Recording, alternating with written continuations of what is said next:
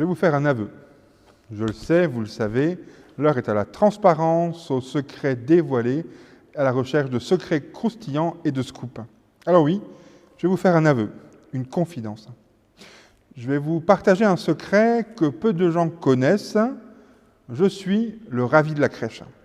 Enfin, je dis je suis le ravi de la crèche, mais en vérité, j'aimerais être le ravi de la crèche.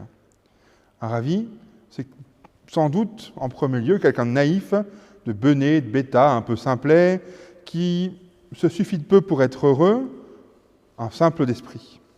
Mais avant de devenir le sujet d'une expression connue, le ravi de la crèche, le ravi, c'est justement un personnage de la crèche provençale, un santon de Provence. Un ravi, d'ailleurs j'en ai un dans ma poche, un ravi c'est ça. C'est un personnage qui lève les bras au ciel en signe d'émerveillement devant le miracle de la nativité. Pas besoin de parler pour exprimer ce que l'on ressent, le corps prend la parole. La joie du ravi est démonstrative et communicative. Il prête à rire avec ses bras en l'air et sa tête un peu de benet étonné. Il est en extase, il ne peut offrir que sa présence et son ravissement à la vue de la naissance de Jésus. Il n'apporte rien sauf sa joie, il ouvre son cœur, il nous montre le chemin du bonheur dans la simplicité. Ce sont les pastorales, c'est des histoires, des chansons retraçant l'histoire de la nativité, de ces crèches, au travers du quotidien provençal, qui ont été vraiment très connus et développés au XIXe, très en vogue, qui amplifient et grossissent les traits du personnage du ravi, jusqu'à en faire un personnage à part entière, avec une histoire. L'une de ces pastorales raconte l'histoire du ravi ainsi. Le ravi, au début, n'était pas ravi du tout. Il était toujours triste. Il avait sûrement eu des malheurs et des souffrances dans sa vie, mais on ne savait pas très bien lesquels. C'est sûr, en tout cas, il tirait la tronche et ne riait jamais. Chaque fois qu'il regardait quelque chose ou quelqu'un, il devenait encore plus triste, car il voyait toujours quelque chose qui n'allait pas et qui ne n'avait pas.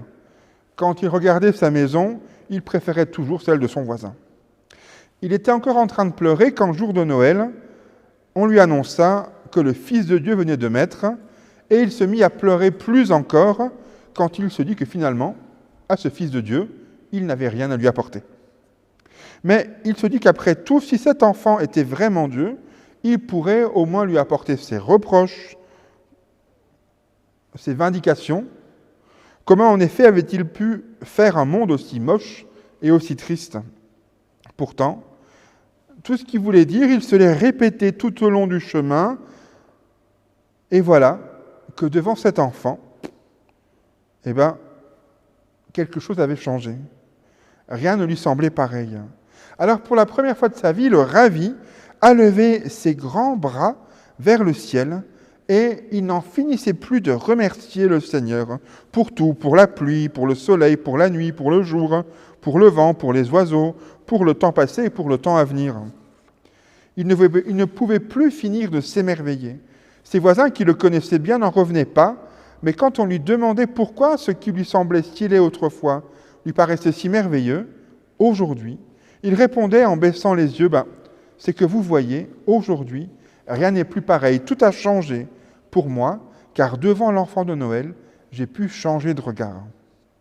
Pour moi, le ravi, c'est quelqu'un qui a fait le choix de voir en toute chose, en toute personne, l'amour et l'accueil inconditionnel de Dieu. Il est le témoin de la vie qui l'entoure. C'est un témoin de la vie qui regarde avec les yeux de son cœur. Son cœur est grand ouvert. Il est pour moi un modèle de reconnaissance et de paix intérieure. Il est celui qui exprime le mieux, à mon sens, cette intense joie de Noël.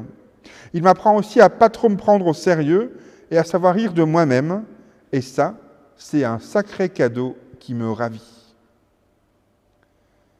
Je vous invite maintenant à la prière, avec une prière d'Etty Hillesum, une jeune femme juive connue pour avoir, pendant la Seconde Guerre mondiale, tenu d'abord un journal intime et ensuite écrit des lettres depuis le camp de transit de Westerbork. On a parfois du mal à concevoir et à admettre, mon Dieu, tout ce que tes créatures terrestres s'infligent les unes aux autres en ces temps déchaînés. Mais je ne m'enferme pas pour autant dans ma chambre, mon Dieu. Je continue à tout regarder en face. Je ne me sauve devant rien. Je cherche à comprendre et à disséquer les pires exactions. J'essaie toujours de retrouver la trace de l'homme dans sa nudité, sa fragilité, de cet homme bien souvent introuvable, enseveli parmi les ruines monstrueuses de ses actes absurdes. Je regarde ton monde au fond des yeux, mon Dieu. Je ne fuis pas la réalité pour me réfugier dans de beaux rêves. Je veux dire qu'il y a de la place pour de beaux rêves à côté de la plus cruelle réalité. Et je m'entête à louer ta création, mon Dieu, en dépit de tout. Amen.